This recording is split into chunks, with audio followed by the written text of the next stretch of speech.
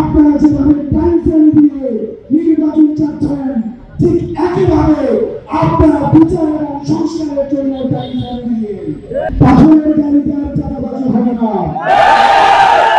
আমরা ভেবেছিলাম চা শ্রমিকদের নিয়ে আর কোনো সিন্ডিকেট হবে না।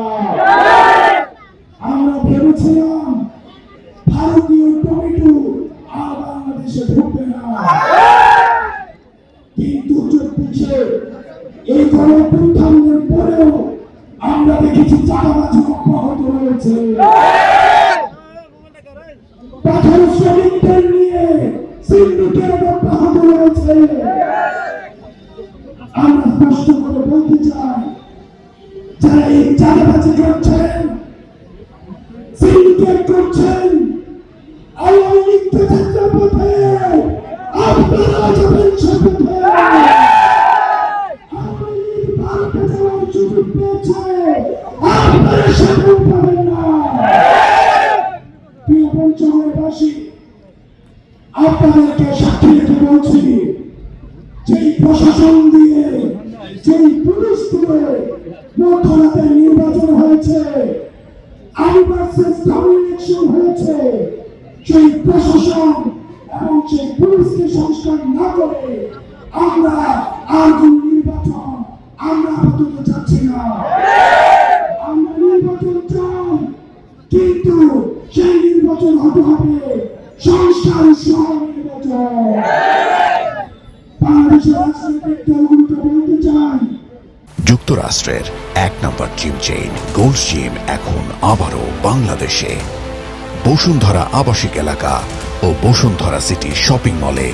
আপনারা যেভাবে টাইম ফ্রেম দিয়ে নির্বাচন চাচ্ছেন, ঠিক একইভাবে আপনারা বিচার এবং সংস্কারের জন্য টাইম ফ্রেম দিয়ে আমরা আগামী যে নির্বাচনটি চাই, সেই নির্বাচনটি হতে হবে গণপরিষদের নির্বাচন।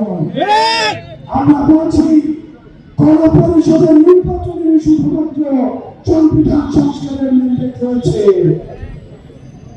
আমাদের এই অভ্যুত্থানে যে নারীরা সামনে নেমে এসেছিল, যে আলেমরা নেমে এসেছিল, মাদ্রাসা শিক্ষার্থীরা নেমে এসেছিল, রিকশাওয়ালারা নেমে এসেছিল, আমাদের সবার স্বীকৃতি প্রয়োজন। সেজন্য আগামী 3 আগস্ট আপনারা দেখবেন অনেক রাজনৈতিক দল আমাদের এই গণঅভ্যুত্থানের জুলাই সনদের বিপক্ষে অবস্থান নিয়েছে।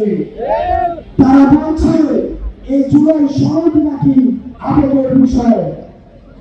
আমরা বলতে চাই, এই শিক্ষার্থীরা আবেগ দিয়ে রাস্তায় নেমে এসেছিল বলেই আওয়ামী লীগকে হটানো সম্ভব হয়েছিল।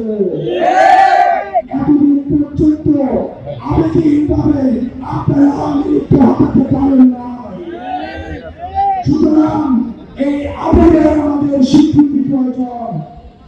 আপনারা 3 আগস্ট যেভাবে গত বছর ঢাকায় গিয়েছিলেন, আমরা আবারও এই বছরের 3 আগস্ট জুলাই সনদের জন্য আবার আমরা একসাথে ঢাকা মুখে যাত্রা করব।